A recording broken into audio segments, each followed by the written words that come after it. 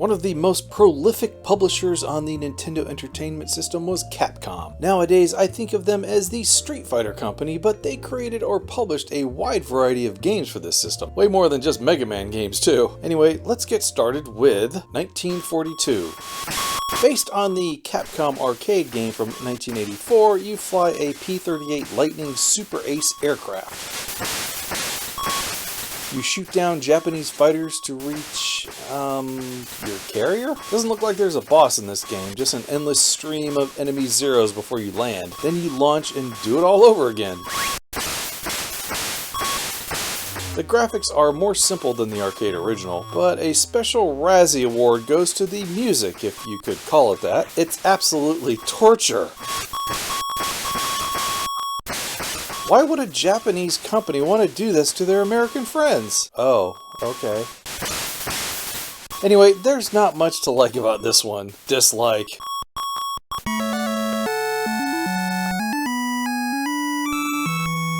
"1943, The Battle of Midway."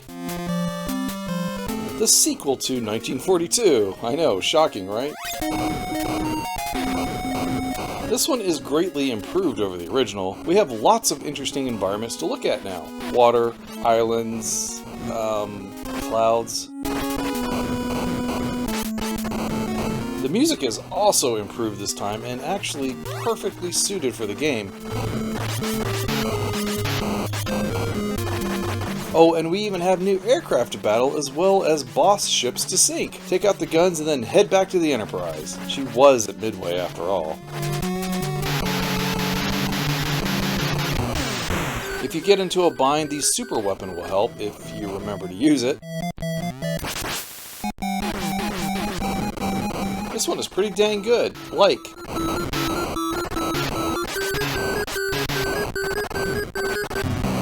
Adventures in the Magic Kingdom. I remember renting this game in the mid-80s thinking, well, I'll never have to visit Disney World ever again. Anyway, you play as a cowboy in search of the keys to open the castle so that the parade can start. There are 6 different places where you'll find them. Space Mountain has you piloting a spaceship. Thunder Mountain has you racing a train. The Raceway is a top-down racing game. The Haunted Mansion and Pirates of the Caribbean are pretty awesome side-scrollers. And the castle, where you'll have to answer some trivia questions. I enjoy the mini-games, and I think the variety is really good for kids.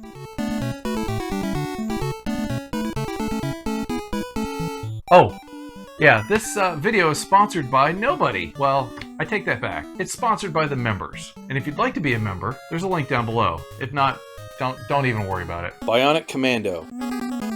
Play as Super Joe on a mission to stop the Albatross Project. What is that, you ask? Well, don't ask. It doesn't really matter.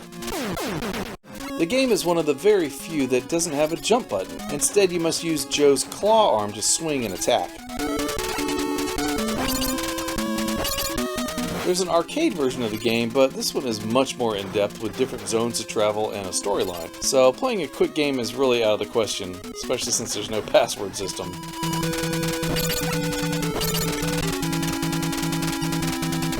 Chip and Dale Rescue Rangers. Play as the Rescue Rangers in this fun platformer based on the Disney cartoon. Save your friend Gadget from the nefarious Fat Cat. To attack, you must pick up objects and throw them at enemies. The music is strangely too fast, it's a little hyperactive. Maybe that's appropriate for high-speed chipmunks, though. I also enjoy the detail in the backgrounds. Some are plain, but others are really fantastic. This is a tough one unless you use your Game Genie like I did. Love it.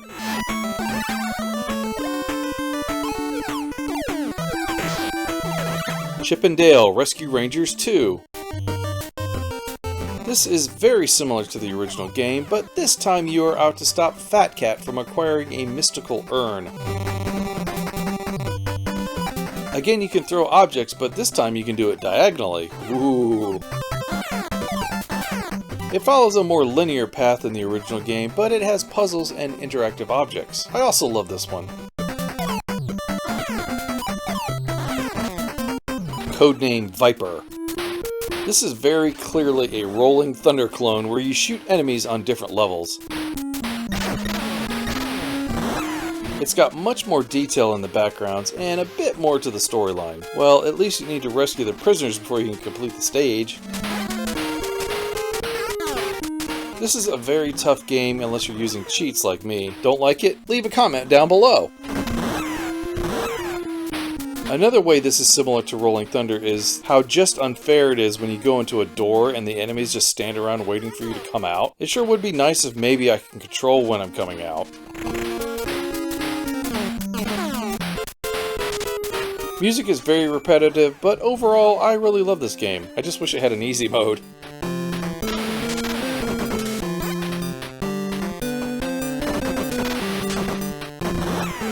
Commando. Here we have the original top-down run-and-gun game starring Arnold Schwarzenegger. Just kidding, it has Stallone in it. Basically, you just shoot all the enemies, save the prisoners, toss a few grenades, and survive the big battle at the end of each stage to reach the next one. This version is a bit different from the arcade as it has longer missions and hidden areas to explore. Unfortunately, the glitchy graphics are a real nuisance. That said, I'll give it a like if for nothing else than having a cutscene where the character lights up a cigarette. How come there isn't a Taco Bell?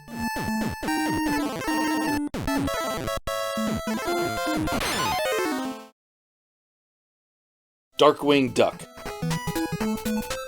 I am the terror that flaps in the night. I am the game based on the Disney cartoon show. I'm Darkwing Duck the video game. This is a multi-stage scrolling action game some say is similar to Mega Man. Other than shooting though, I don't really see it. You can block enemy shots with your cape if you're fast enough.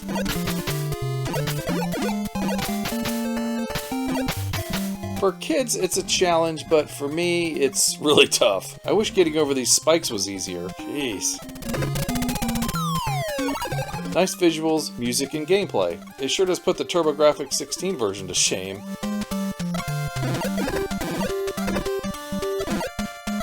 Destiny of an Emperor. Wow, okay, this is not at all what I expected. I thought this was going to be a strategy game, but instead it's an RPG? Its graphic style and menus remind me a lot of Dragon Warrior.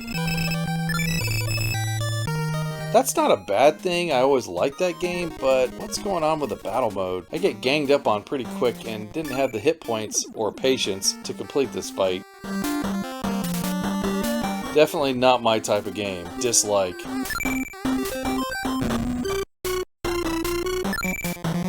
DuckTales. This is the beloved side-scrolling action game where you play as Scrooge McDuck, who hunts the world for treasure. Seriously, isn't he rich enough already? He also goes to the moon because there's just not enough treasure on Earth for this duck. It has a unique attack method where you must bounce on your cane. This also comes in handy for getting over obstacles. Fun gameplay, great stage design, and catchy music add up to one of the best NES games ever made.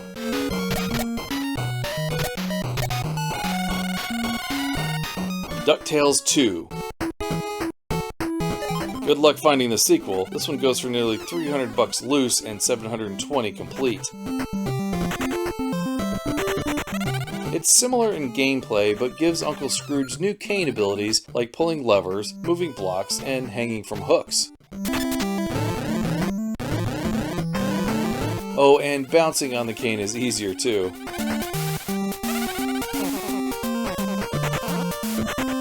Also, there's a shop in between stages for buying health upgrades and such. A nice improvement on the original.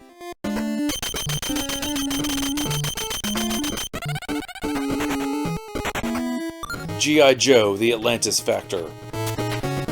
Yet another side-scrolling action game, this time featuring multiple playable Joes.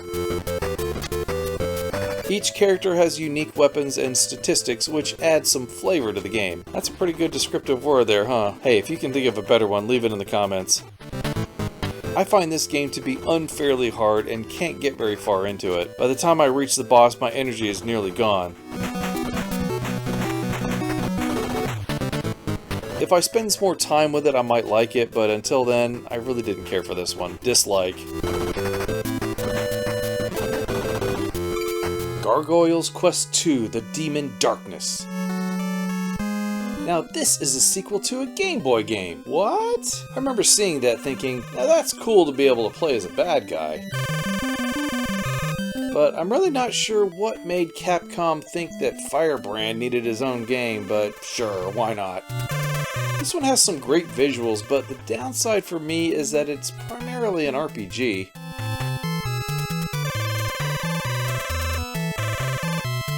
Fortunately, there's some side-scrolling action elements to the game, but I really wish it was like this the whole time. I might have rated it a lot higher. So if you like RPGs, this might be the game for you, but as it stands, I was disappointed with this one. Dislike.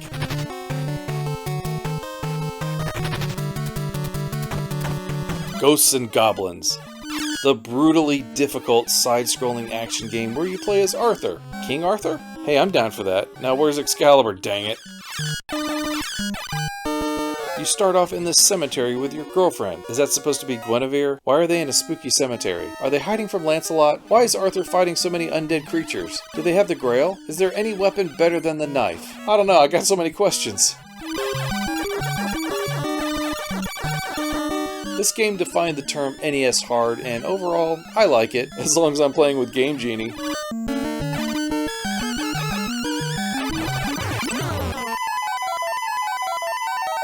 Gold Medal Challenge 92. Here's Capcom's take on track and field. Is it any better? Well, there's certainly more events, 18 in all. The track and field events, like the 100-meter dash, hurdles, long jump, and javelin, are my favorites.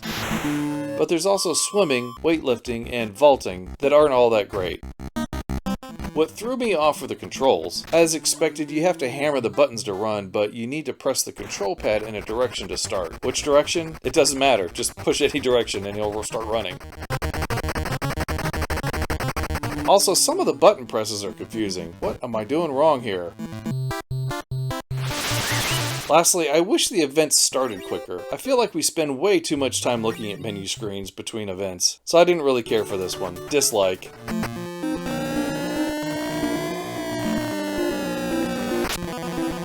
Gun.Smoke. Or is it Gun.Smoke? I don't know. Either way, I wasn't expecting too much from this top-down western shooter, but wow, it quickly became one of my favorites of the bunch. Basically, you're the sheriff here to clean up the town. You press B to shoot diagonally left, and A to shoot diagonally right. If you want to shoot up, press both buttons. Also, it helps if you have turbo turned on like me.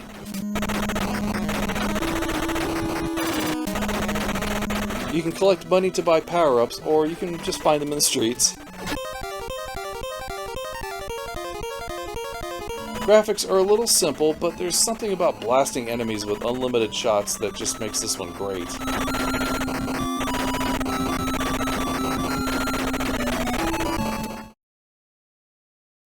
Legendary Wings. This top-down shooter was originally an arcade game featuring, Greek winged characters? I don't know. You fly over a detailed terrain, shooting flying enemies with your blaster. You can build up your blaster power by finding power-ups. I like how you don't instantly die if you get hit. Instead, you lose your power-ups until they're gone, and then you die. Unfortunately, this game is kind of stingy, and you don't get a whole lot of power-ups. There's also ground targets you can hit with bombs, kind of like Xevious. Be careful of these smoke-spitting heads that draw you inside and turn the game into a side-scroller. It kind of looks like you're inside the guts of the creature who pulled you in. Ugh. Bosses are pretty much the same. You fight a dragon at the end of the stage to enter this temple. Then you fight this boss at the end of each temple stage. This is a tough game unless you have unlimited lives like me. I definitely like this one. Little Nemo, the Dream Master. This platforming action game has you playing as Captain Nemo when he was a little kid. Before he invented the Nautilus submarine, he traveled through the dream world of Dream World. Yeah, that's it. If you give candy to creatures, you can ride on their backs to gain their special powers. Sometimes it takes more than one, though. Greedy little critters, aren't they?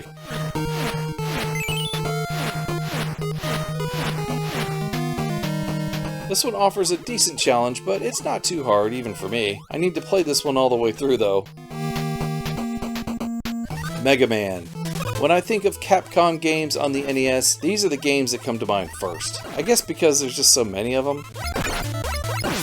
You play as Mega Man, whose job it is to defeat 8 different bosses and Dr. Wily at the end of the game. Each boss gives you a different power-up, which makes it easier to defeat other bosses, so it helps to know the sequence to play through. I'm far from the biggest fan of these games, but I can appreciate a good game even if I personally don't care for it, so I'll give it a mild like. Mega Man 2. Frequently cited as the best Mega Man game, this is a tough but enjoyable challenge for anybody but me. These games are hard and I can't go a half a second without getting hit, and some of these jumping puzzles, yikes. Even though it's said to be better than the others, I'm still just going to give it a mild like. Mega Man 3. The third Mega Man game. Or maybe it's the fourth? Never mind, yeah, it's the third. This one also has you on a quest to defeat robots and steal their powers. Wow, Mega Man's kind of a jerk, isn't he? Mild like. Mega Man 4. One thing I noticed about these games is how the graphics and music get better and better for each one. This one also gets a mild like for me. Mega Man 5. Oh my gosh, make it stop. I guess these games were just too popular to give up on. This time you play as Mega Woman and have to fight Mrs. Wily. Just kidding, I don't care. Mild like. Mega Man 6. Finally, this is the end. As you could probably guess, I'm not a big fan of these games. It just seems like there's a lot of cheap deaths and endless frustration.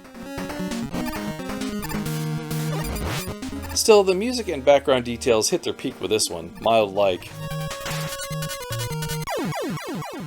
Mickey Mousecapade. So this one is a bit confusing since there's also a Japanese Famicom game called Mickey Mouse, and the title screen here says Mickey Mouse. I think they're the same game, but just with a few minor differences. Now this is a cutesy platformer starring Mickey Mouse and Minnie Mouse, where you must navigate through castles, pirate ships, and forests to rescue Alice from Wonderland. The first thing you need to do though is get the star in order to shoot. Then you have to find the key and then move on to the next stage. It's a nice little game, but the graphics are a little simple. I'll give it a like. Mighty Final Fight! Oh yeah! An NES brawling game featuring super deformed versions of characters from the arcade game. You can choose between Cody, Hagar, and Guy. Whoa, even the Super Nintendo couldn't handle Guy. Set out on a mission to rescue, I think her name's Jessica, from the clutches of an evil gang. Again, I don't need much of an excuse to play a brawling game, just give me a punch and a kick button and I'm good. Now, although this one looks and feels much different from the original, it's still a decent beat 'em up. It does seem a little cheap though when the enemies are ganging up on you. Fortunately, you can level up your character with stronger moves to keep it interesting. I really enjoy these special attacks in the game.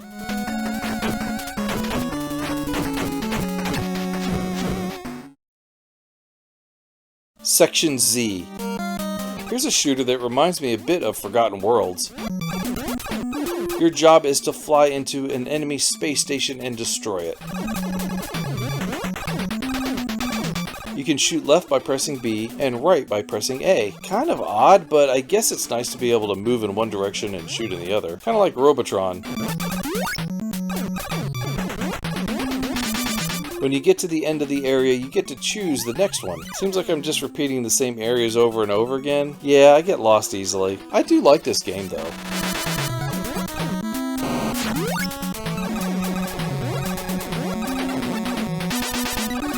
Street Fighter 2010, The Final Fight.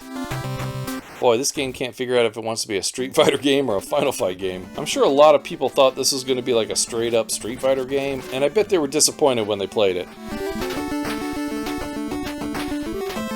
Instead of a one-on-one fighter, you get to play as the cyborg Ken who must jump, climb, and shoot his way to the boss. Well, I guess maybe this is a one-on-one fighter in that sense. I do like the colorful graphics and great music here, but I cannot stand the gameplay. The stage is just too big and the boss is just too hard to hit. Not to mention all his minions that are trying to weaken me. I give Capcom some credit for trying something different, but I'd really rather play just a normal Street Fighter game. Dislike. Strider. Here's another game that is quite different from the arcade. This is more of an adventure game starring a futuristic ninja named Hiryu. Hiryu? You need to solve puzzles, collect items, and also talk to people in this game. I'd rather just slash first and ask questions later. Speaking of which, the slashing action is fun, but Hiryu can also attack downward with his sword. This is another game where it's really easy to get lost, but overall, I like it.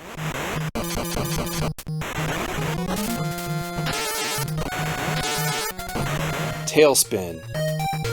One thing I've never understood is why Baloo from the Jungle Book was in this show. Is this his day job or something?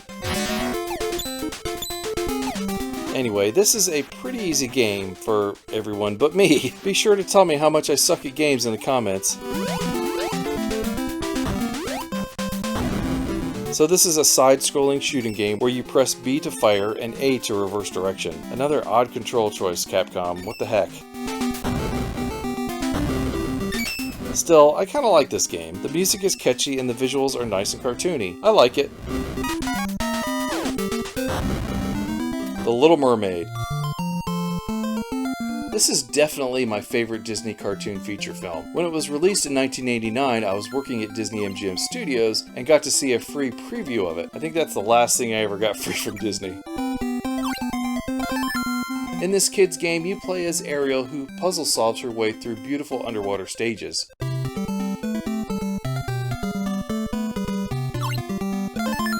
She can get power-ups and even a magical voice later in the game. Or so I was told. I haven't gotten too far into it. But no matter, I still kinda love this game.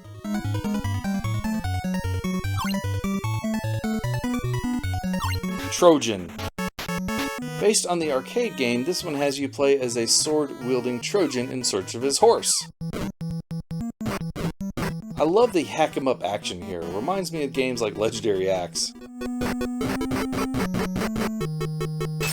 There are 6 stages set in a post-apocalyptic world. I guess that explains why the dynamite is being thrown about. This one is improved over the arcade with hidden rooms, power-ups, and boss fights. Oh, and it's got a one-on-one mode too. If only I had some friends to play with. As I was playing this game, I kept thinking to myself, where has this been all my life?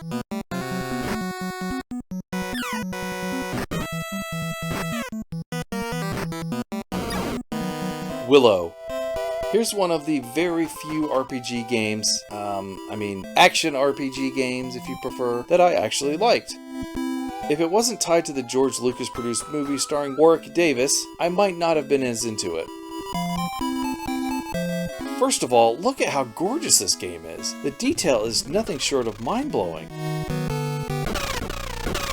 The gameplay is fun too, and I enjoy slicing enemies with my swords and acquiring new armor and power-ups. I remember beating it a long time ago in a galaxy far, far away. Wait, no, never mind. I didn't say that. I've always wanted to play through it again if I found the time, but I'm just too busy making videos nowadays. This is my favorite action RPG game of all time, and I love it.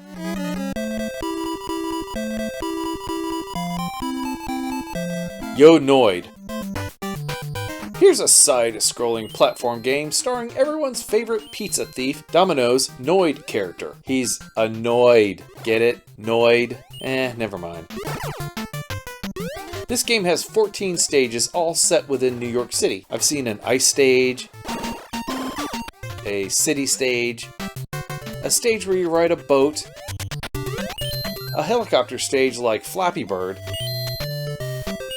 and of course, the first stage. Oh my gosh, I think I'm gonna yak my dominoes. The Noid has a yo-yo for a weapon that works pretty well, but you can collect more like this pogo stick, if you could call it a weapon. Anyway, this is a fun platformer with nice detailed imagery, peppy music, and lots of stage variety. Who would have thought a licensed game would be good, and I think I love it. Alright, well there you go. Every Capcom game for the Nintendo Entertainment System, probably. If I missed one, let me know down in the comments. Until then, I want to thank you for watching, take care, and we'll see you next time. Bye bye everyone.